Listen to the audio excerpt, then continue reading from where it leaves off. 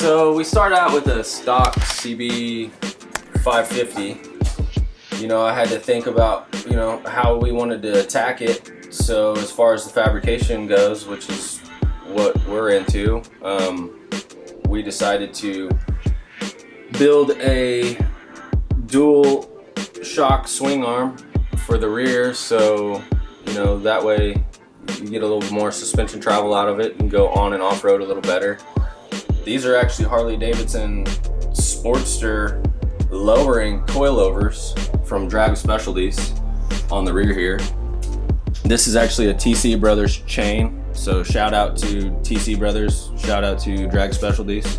And then after we got that, everything you see here was built right here. We started plating in the electrical box here, and it'll actually have some lights back in here that'll shine through. We put the integrated taillight piece on that he wanted back here. You can see these are actually the Travis Pastrana bars, the real motocross handlebars. Thought those would be kind of cool. So shout out Pro Taper for hooking us up with the bars.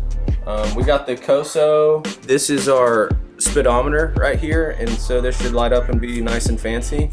And then thanks a lot to Vans for the matching handle grips that match the seat that he picked out perfectly. But yeah, I mean, it was just this is all stuff that anybody else could go and purchase and bolt onto theirs. I mean, obviously the rear of our bike is a little more extreme, but it'll be unique in its own class.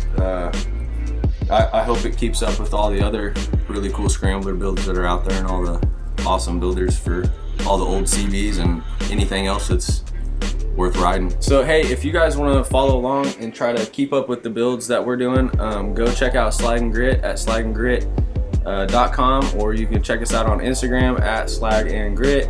But yeah, and then hopefully we'll be doing the premiere video on this bike for YouTube, and we'll be sharing that on all platforms as well.